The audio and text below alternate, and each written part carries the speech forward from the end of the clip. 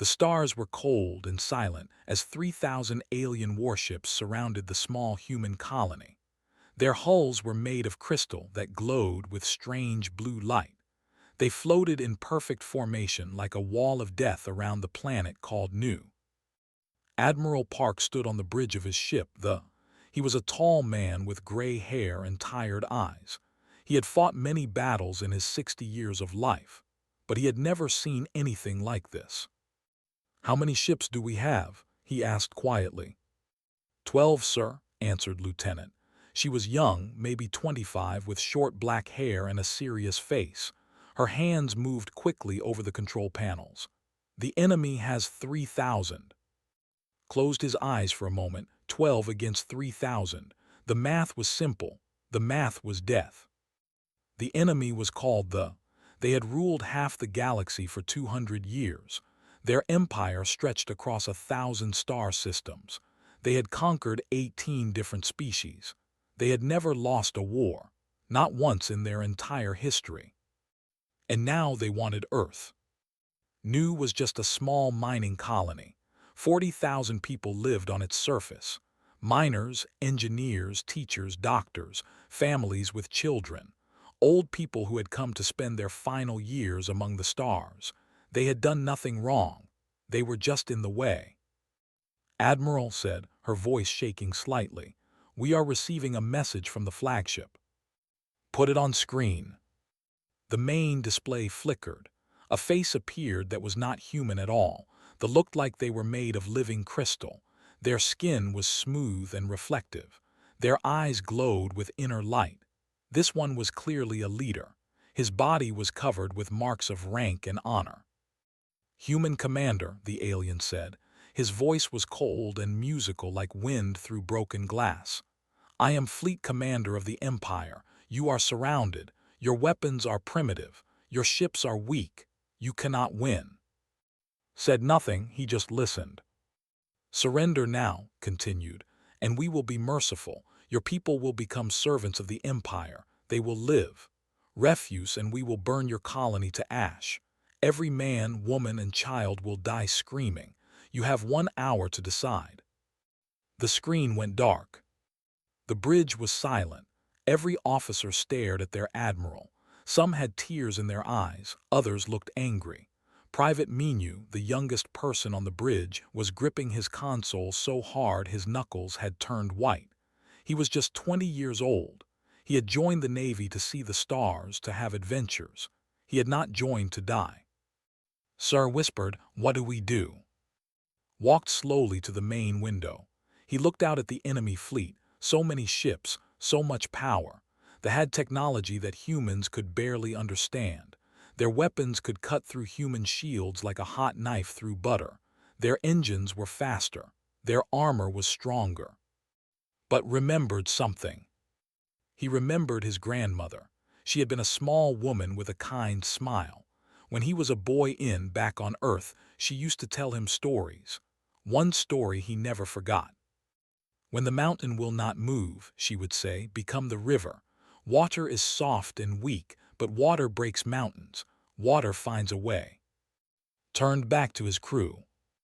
"Get me a channel to Earth Command," he ordered. "Sir, at this distance, any reply will take hours to reach us. We only have 1 hour."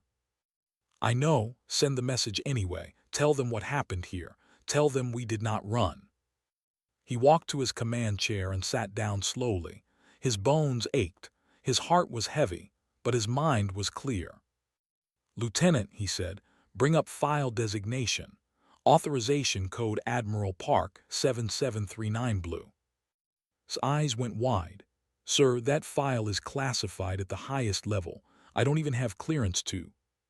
"You do now. Open it." Her fingers moved across the controls.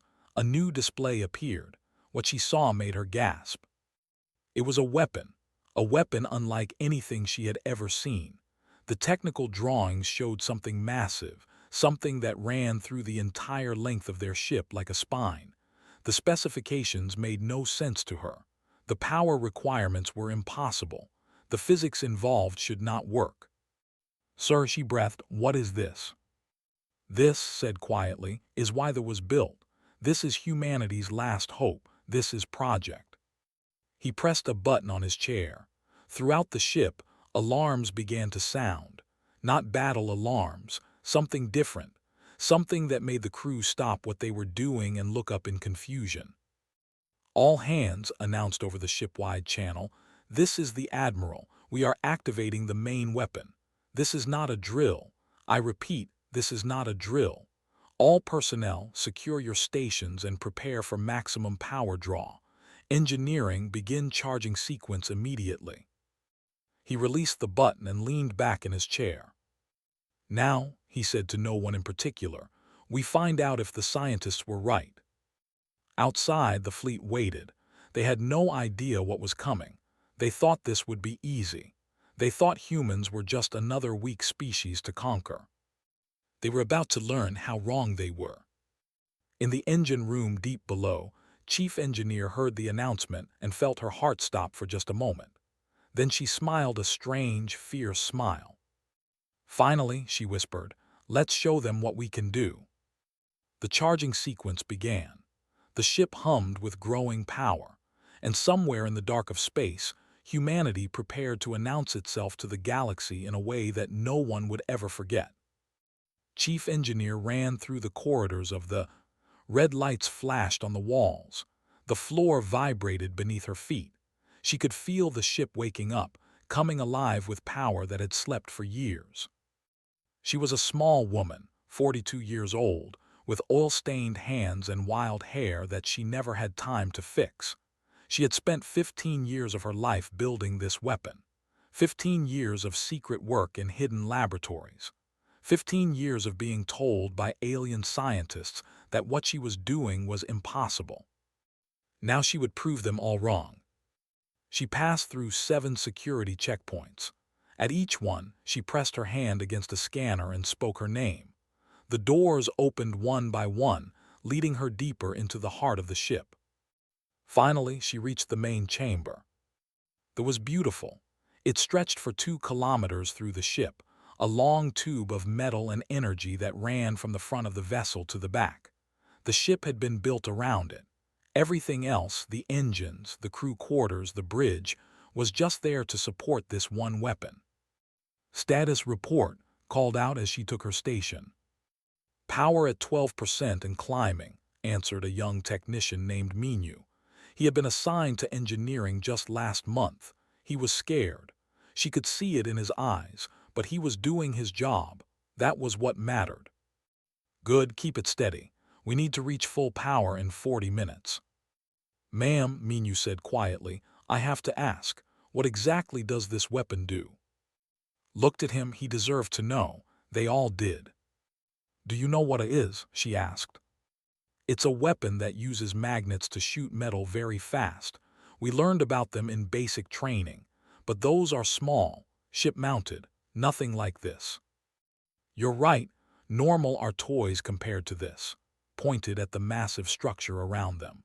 "This doesn't just use magnets, it uses something that every alien scientist said was impossible, a miniature artificial singularity." Minyu's face went pale. "A black hole, we have a black hole inside our ship. A very small one, very controlled. It creates a gravity well that accelerates our projectile to speeds that shouldn't be possible. When we fire, the round will leave this barrel at 0.3% the speed of light." The young man did the math in his head. His eyes went wide. That's almost 1,000,000 meters per second. "Yes, and at that speed, a piece of metal the size of your fist carries more energy than a nuclear bomb. Nothing can stop it. No shield, no armor, nothing. It will go through anything in its path." Minyu was silent for a long moment. Then he asked the question that had been building in his mind. "What happens to us when we fire?" Met his eyes. She would not lie to him. He was too young to die without knowing the truth. "The recoil will be enormous. We have compensators, but they've never been tested at full power. The simulations say we'll survive. But simulations also said faster-than-light travel was impossible, and humans proved that wrong too. So we might die. We might, But if we don't fire, 40,000 people on the planet below will definitely die. And after that, they will go to Earth, our families, our friends, everyone we have ever known." Minyu nodded slowly. His hands were still shaking, but his voice was steady when he spoke. "Then let's make sure we don't miss." On the bridge, Admiral watched the power indicators climb. 20%, 30%. The ship groaned around him as systems that had never been used came online one by one. "Admiral," Lieutenant reported, "they are getting nervous. They're scanning us with everything they have. I don't think they understand what's happening." "Good, keep them guessing." "Sir, they're demanding to know what we're doing. They say if we don't explain, they'll consider it a hostile act." Almost laughed. A hostile act. They had 3,000 ships pointed at a human colony.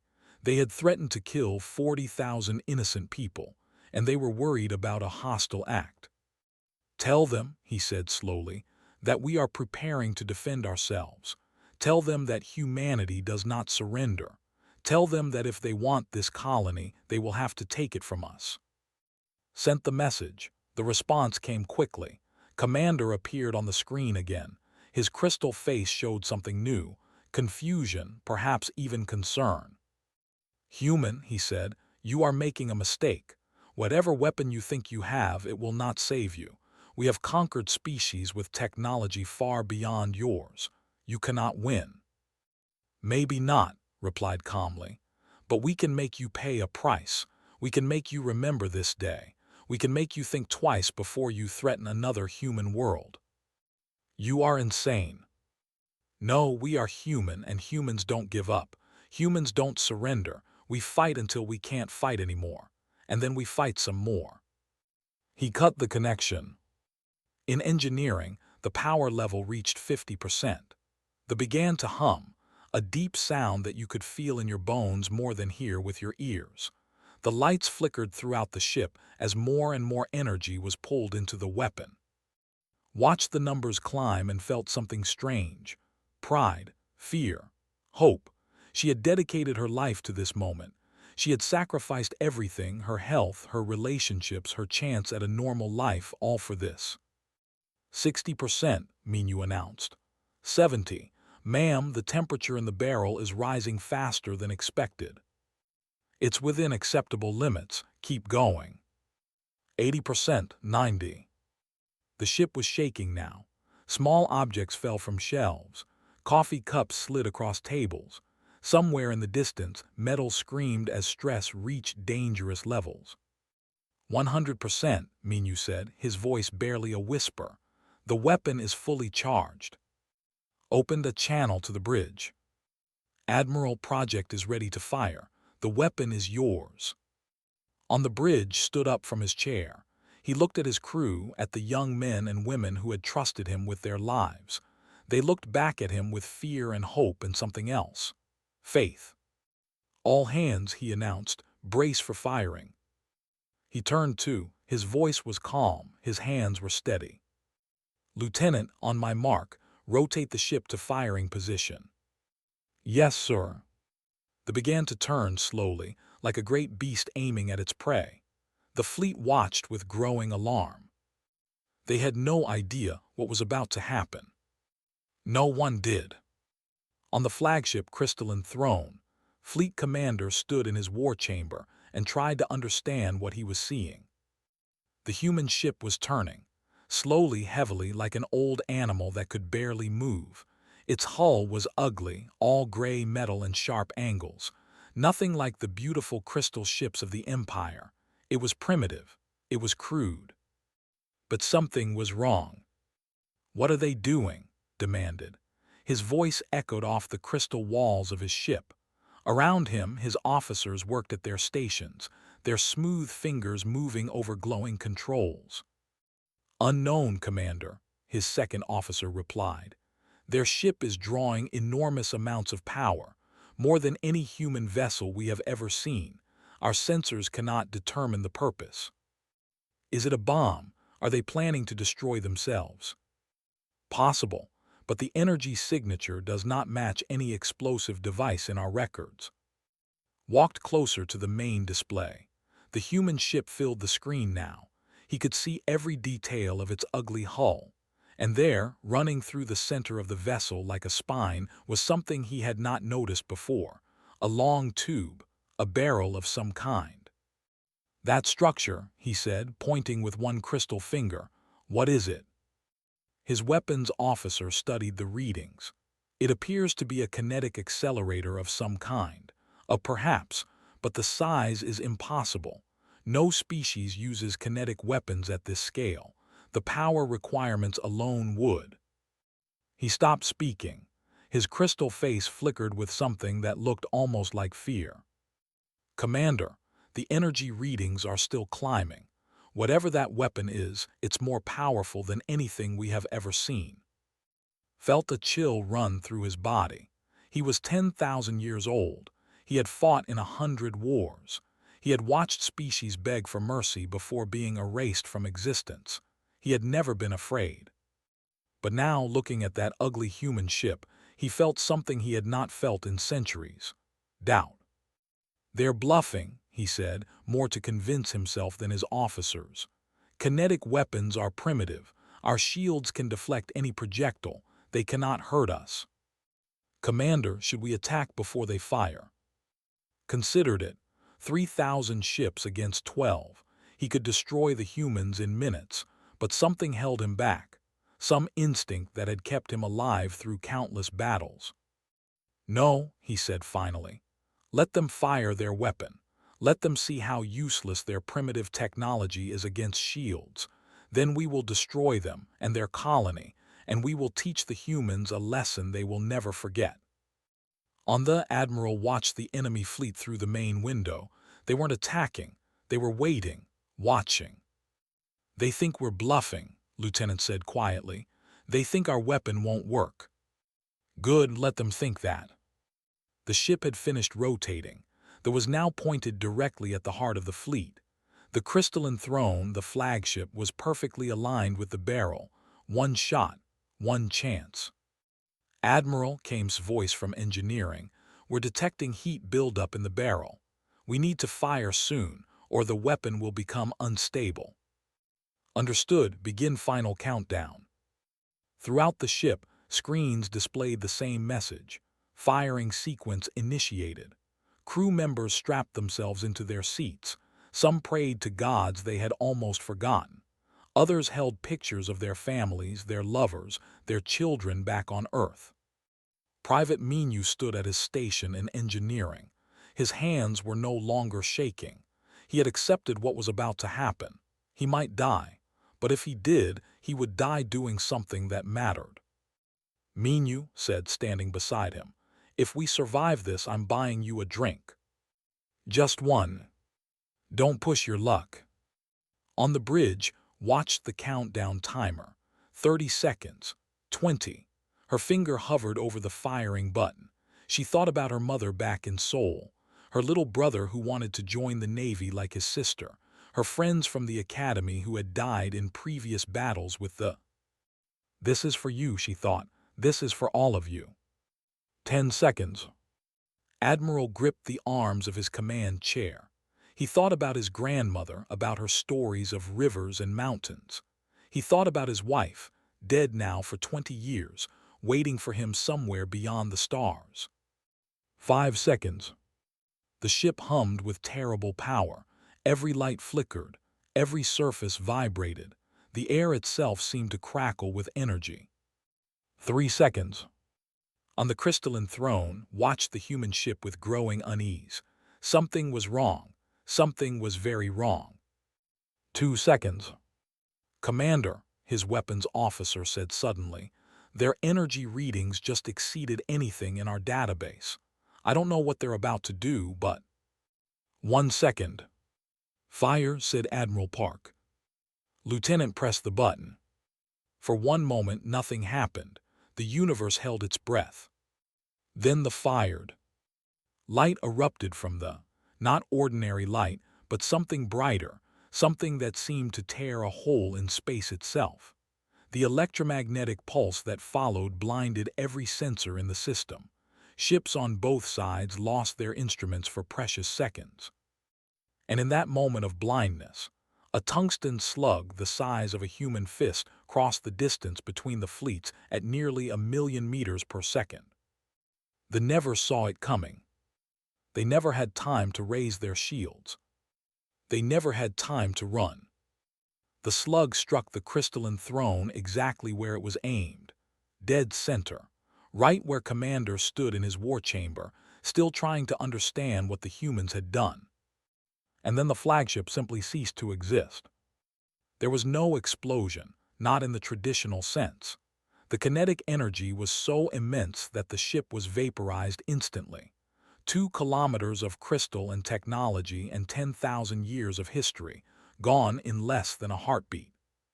But the slug didn't stop. It passed through the flagship and struck the ship behind it, then the ship behind that, then another. 4 capital ships, each one larger than any human vessel, destroyed by a single shot. When the sensors finally recovered, the fleet saw what had happened. They saw the expanding cloud of debris where their flagship had been. They saw the holes torn through their formation. And for the first time in 200 years, the new fear. On the crippled, Admiral pulled himself up from the floor where the recoil had thrown him. Blood ran down his face from a cut on his forehead. Half his bridge crew was unconscious. Alarms screamed from every console. But he was alive. His ship was still there, broken and burning, but there. "Status," he croaked. His voice came from somewhere to his left. "The weapon worked, sir. We got them, we got them." Looked at the main display. Through the static and damaged screens, he could see the enemy fleet. They were running. 3,000 ships, the mightiest armada in the galaxy, were turning and fleeing from 12 human vessels. No, he corrected himself. From 1 human vessel, from 1 shot. He started to laugh.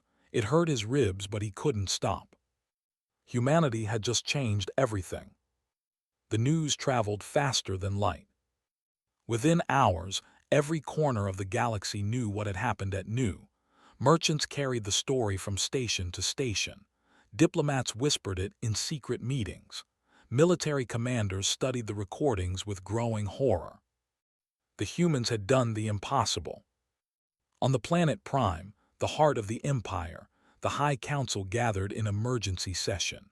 These were the oldest and most powerful of their kind, beings who had ruled the stars for 10,000 years. They sat in a chamber of perfect crystal, surrounded by the treasures of 100 conquered worlds. Today they sat in silence. "Show us again," commanded the eldest council member. His voice was heavy with age and disbelief. The recording played on the central display. The human ship, ugly and small, the flash of light, the flagship vanishing like it had never existed. 4 capital ships destroyed in less than 2 seconds. "How is this possible?" asked another council member. "Our scientists said kinetic weapons at this scale could not be built. The power requirements alone should have destroyed their ship." "They used a miniature singularity," answered the fleet's surviving commander. He was young, barely 1,000 years old, and his crystal body still bore the marks of debris that had struck his ship during the escape. "A controlled black hole as a projectile accelerator. We thought such technology was theoretical. We thought it would take centuries to develop. The humans have only been in space for 300 years. "Yes." Silence fell again. The council members looked at each other with something none of them had felt in fear. "What do we do?" asked the youngest member. "Do we send another fleet? Do we destroy them before they can build more of these weapons?" The eldest raised one crystal hand. "And how many ships would we lose? How many more of our people would die? The humans showed us something today. They showed us that they would rather die than surrender. They showed us that they will find a way, no matter the cost. They are primitives. They have 1 weapon. We have thousands of ships. We had thousands of ships at noon. We lost 4 capital ships to a single shot. Their weapon was destroyed in the firing, yes, but they will build more. They will make them better. and next time they will be ready for us." The youngest member stood up angrily. "So we just let them go. We let them insult the Empire. We have conquered 18 species. We have ruled this galaxy for 10,000 years. We cannot let these humans defy us." "We are not letting them go," the eldest replied calmly. "We are recognizing reality. The humans have proven themselves. They are not like the others we have conquered. They do not break. They do not surrender. They adapt. They fight. They die standing up." He looked around the chamber at his fellow council members. "I propose a new strategy. We do not fight the humans. We make peace with them. We offer them territory, trading rights, a seat at the galactic table. We make them our partners instead of our enemies. Partners with primitives. With a species that built a weapon we said was impossible. With a species that stood against 3,000 of our ships with only 12 of their own. With a species that chose death over surrender." The eldest paused. "I would rather have such a species as our friend than our enemy." The vote was held. For the first time in history, the Empire chose peace instead of conquest. The news reached Earth 3 days later. Admiral Park was in a hospital bed when he heard.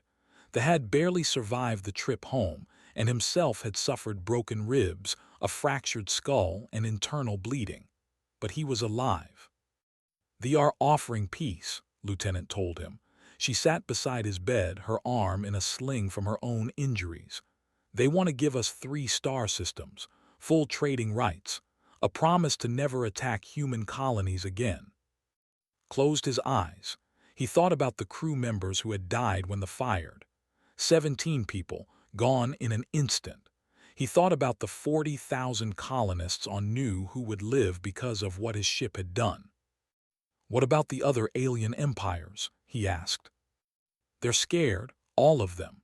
Our intelligence says they're having emergency meetings all over the galaxy. Nobody knows what to do about us." "Good, let them wonder, let them worry." In the engineering bay of the orbital shipyard above Earth, Chief Engineer walked among the skeleton of a new ship. It was bigger than much bigger, and the running through its center was twice as long. "Second generation," she said to herself. "Stronger, more stable, reusable." Private Minu walked up beside her. He had been promoted to sergeant after the battle. His hands no longer shook. "How many are we building?" he asked. 12 for now. 1 for each colony that needs protection. But I've already started designing the 3rd generation. Smaller, faster, able to fire multiple shots before recharging." "You think we'll need them?" Looked out through the shipyard windows at the stars beyond. So many stars, so many worlds, so many species that had looked at humanity and seen only prey. "I think," she said slowly, "that what happened at Nu was just the beginning. The galaxy knows about us now. They know what we can do. Some will want to be our friends, but some will want to destroy us before we become too strong. Then we'll be ready for them." "Yes, we will." On Nu, the colonists held a ceremony to honor thee and its crew. 40,000 people gathered in the main square of the colony's largest city. They lit candles. They sang songs. They wept for the dead and celebrated the living. A little girl named Han, only 7 years old, had drawn a picture. It showed a ship surrounded by stars, with the words "Thank you" written in bright colors. Her mother helped her send it to Admiral in his hospital bed on Earth. He received it 2 weeks later. He looked at it for a long time, at the crooked letters and the happy stars and the simple drawing of his ship. Then he cried. Not from sadness, from something else entirely, from the knowledge that what they had done meant something, that 17 people had died so that 40,000 could live, that one ship had stood against an empire and the empire had blinked. He kept that picture on his desk for the rest of his life. The galaxy had changed. Humanity had announced itself to the stars, and the stars would never be the same again. But the story was not over yet. It was just beginning. The collective assembly had not seen silence like this in 1,000 years. Representatives from every spacefaring species in the known galaxy sat in the Great Hall on Station Prime. There were the crystalline, humbled, and quiet, the clicking nervously in their seats, the ancient, their scaled bodies gray with age and wisdom, the gas-dwelling phenomena floating in their pressure suits, dozens of species, hundreds of representatives, all gathered to discuss one thing. The humans. Ambassador of the Republic stood at the central podium. He was a tall being with blue skin and 4 arms, and his voice trembled as he spoke. We have all seen the recordings from Nu. We have all heard the reports. The humans built a weapon that our scientists said was impossible. They used it to destroy 4 capital ships with a single shot, and they did this to protect a small mining colony of 40,000 people. He paused, looking around the chamber. The Empire, the most powerful military force in the galaxy, has sued for peace. They have given the humans territory. They have promised to never threaten human worlds again. Murmurs spread through the assembly. They had never surrendered. Never. In 10,000 years of expansion, they had always been the ones dictating terms. What does this mean for the rest of us? Continued. What does it mean when a species that has been in space for only 300 years can challenge an empire that has ruled for 10,000? An elderly rose from his seat. His name was, and he was the oldest living being in the chamber. He had watched civilizations rise and fall for centuries. When he spoke, everyone listened. It means, said slowly, that we have been fools. The chamber went silent. For too long we have dismissed the humans. We called them primitives. We laughed at their kinetic weapons and their crude ships. We thought they were just another young species, destined to be conquered or to destroy themselves. We were wrong. He walked slowly toward the center of the chamber, his ancient body moving with careful dignity. I have studied the humans. I have watched their history. Do you know what makes them different from us? It is not their technology, it is not their weapons, it is something deeper, something more dangerous. He turned to face the assembly. They refuse to accept defeat. When they are outnumbered, they fight harder. When they are told something is impossible, they find a way to do it anyway. When they are pushed to the edge of extinction, they push back with everything they have. The representative stood. His crystal body flickered with shame and anger. We had 3,000 ships.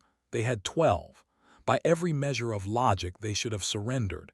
Any rational species would have surrendered. Exactly, replied. Any rational species, but humans are not rational, not when it comes to protecting their own. They will burn themselves to ashes if it means saving their people. They will build impossible weapons.